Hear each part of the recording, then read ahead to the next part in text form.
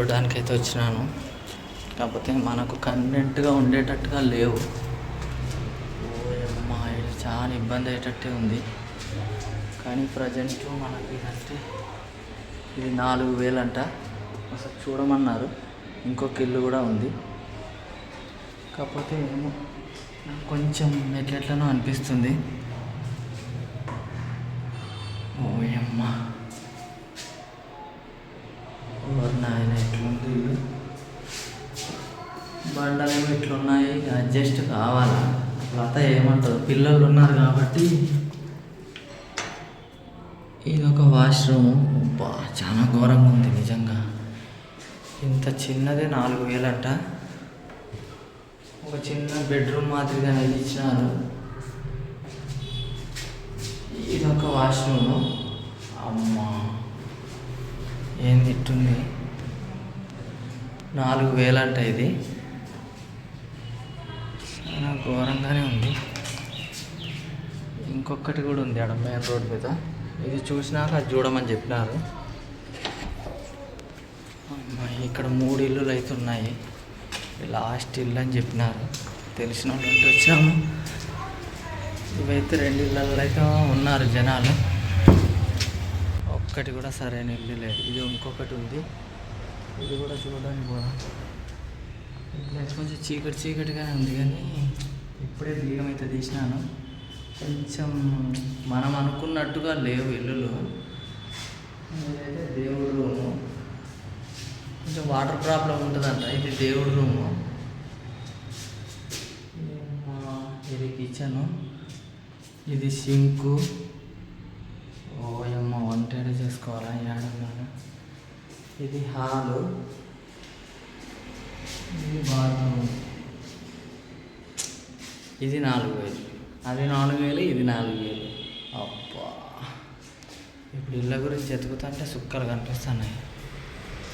ఓరి దేవుడా, ఓరి నాయన.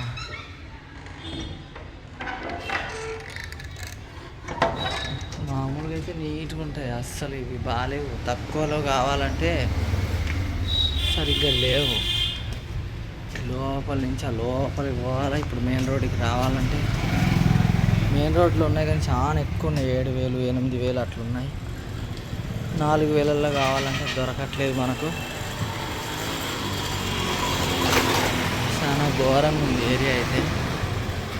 వాటర్ ప్రాబ్లం ఉండదు కానీ మెయిన్గా అయితే వాటర్ ఏంటంటే ట్యాంక్ కనెక్షన్ లేదు. అదొక్కటి ఇబ్బంది. తరం కాదు మనకు. పిల్లలు ఉన్నారు కాబట్టి చీము చిట్టా అట్లా వస్తూ ఉంటాయి. అదైతే బాగుంటుంది మనకి పక్కది. కాకపోతే దాని ఓనర్ మనకు తెలియదు. ఒకసారి ఓనర్ని కాంటాక్ట్ కావాలా. ఇది బాగుంది. ఇది ఉండడమేమో బాగుంది, పీస్ఫుల్గా ఉంది. పెద్ద హాల్ ఉంది, ఒక బాత్రూమ్ ఉంది. పెద్ద హాల్ ఉండి ఒక బాత్రూమ్ ఉంది. ఇల్లులు అయితే చూసి ఇప్పుడే ఇంటికైతే వచ్చినానండి. కాకపోతే చాలా ఘోరంగా ఉన్నాయి. రెంట్ ఏమో మాకు రీజనబుల్ ప్రైస్లోనే ఉంది. ఎందుకంటే 7,000, 8,000 నెలకు కట్టుకోవాలంటే ఇబ్బంది అని నేను చెప్తున్నా. కాకపోతే ఏంటంటే పిల్లలకి ఇబ్బంది అవుతుందేమో. అంత బాగా లేవు అవి. మొత్తం అంత దుమ్ము బాగాలేమంటే మనకు తప్పనిసరి తీసుకోవాలి కదా. పోయిన తర్వాత ఎట్లా సర్దుకోవాలి. కాదు, పిల్లలకి ఇబ్బంది అవుతుందో ఎట్టెట్టునో అని కొంచెం అయితే అర్థమవుతలేదు. ఎందుకంటే మరీ చాలా ఘోరంగా ఉన్నాయి. ఇక మనమే కొంచెం రిపేర్ చేసుకోవాలేమో అని అనేటట్టుంది. ఎందుకంటే మనం సిమెంట్ వేసుకోవాలా, మనకు తప్పదు కదా.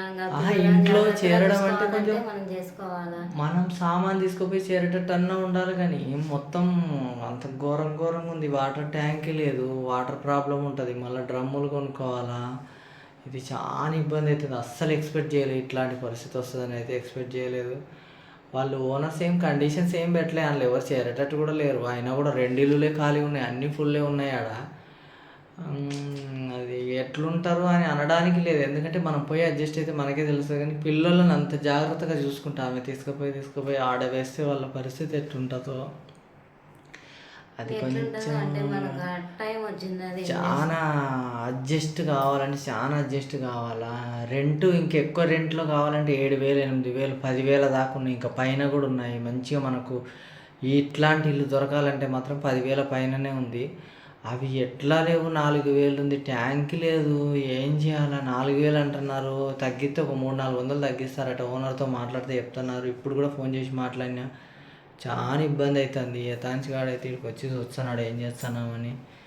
అసలు ఎక్స్పెక్ట్ చేయలేదు, ఇట్లాంటి పరిస్థితి వస్తుందని మాత్రం ఎక్స్పెక్ట్ చేయలేదు. నిజంగా హ్యాపీగా ఉన్నాము. ఒక పెద్ద దెబ్బలాగా అయిపోయింది మాకు. ఇప్పుడు ఆడికి పోయి ఉంటే మా పరిస్థితి ఎట్లుంటుందో ఏమో. మళ్ళా స్టార్టింగ్ నుంచి మొదలు పెట్టుకున్నట్టు ఉంటుందేమో జీవితం అంతా. మేము అసలు ఇప్పుడైతే ఒకటి బాగా మనసుకు బాగా అర్థమైంది, ఎందుకంటే ఎవరిని నమ్మకూడదు. ఎవరిని నమ్మకూడదు, పిల్లలను ఆగం చేసినట్టు అవుతుంది ఎంత కదా. మనల్లో అయినా మనం నమ్మకూడదు. పిల్లలను పుట్టినప్పటి నుంచి దుమ్ములో ఎక్కడ సాక్కున్నాము. ఇప్పుడు మళ్ళీ ఆడికి పోతే వాళ్ళ ఇబ్బంది మేము చూడలేము, ఎందుకంటే వాళ్ళని అంత బాగా చూసుకున్నాము. ఇప్పుడు మళ్ళీ వాళ్ళని అడిగి పిలిచిపోతే ఏమవుతుందో అని. అసలు బాగాలేదు నిజంగా, పరిస్థితి నిజంగా బాగాలేదు అసలు. ఇక మాకు ఏం అర్థమవుతలేదు, ఏం తెలుస్తలేదు, ఏం గత్యంతరం ఏం లేదు. ఎట్లా ఆడికి పోతే మళ్ళీ లైఫ్ ఎట్లా స్టార్ట్ చేయాలో అన్నట్టే ఉంది. మళ్ళీ కొత్తగా లైఫ్ స్టార్ట్ చేసుకునేటట్టే ఉంది. ఏమంటారు చూసినారా, మళ్ళా ఫస్ట్ నుంచి స్టార్ట్ చేసుకోవాలా. మొదట లైఫ్ ఎక్కడ స్టార్ట్ అయిందో మళ్ళీ అక్కడికే ఉన్నట్టుంది అన్నమాట. ఏం గ్రోత్ ఏం లేదు, మొత్తం అట్లనే ఉంది. అసలు మైండ్ అయితే మస్తు డిస్టర్బెన్స్గా ఉంది. అడిగి పోతే ఎట్లుంటుంది పరిస్థితి, ఎట్లుంటుంది, పిల్లల్ని ఎట్లా చూసుకోవాలా, అసలు ఎట్లా చూసుకున్నాము, పరిస్థితి ఎట్లా అయిపోయింది. వాళ్ళని అడిగి పోతే వాళ్ళు ఎట్లుంటారు, అసలు ఎట్లా బతుకుతాము. ఇది బాగా టెన్షన్ అయిపోయింది మాకు. అయినా కూడా ఎత్తుకుతున్నా 2 days నుంచి, కానీ రెంట్లు ఎక్కువ ఉన్నాయి, చాలా రెంట్లు ఉన్నాయి. మనకు రీజనబుల్ ప్రైస్లో అంటే అయ్యే ఉన్నాయి, ఆడికే పోయి చేరుకోవాలా.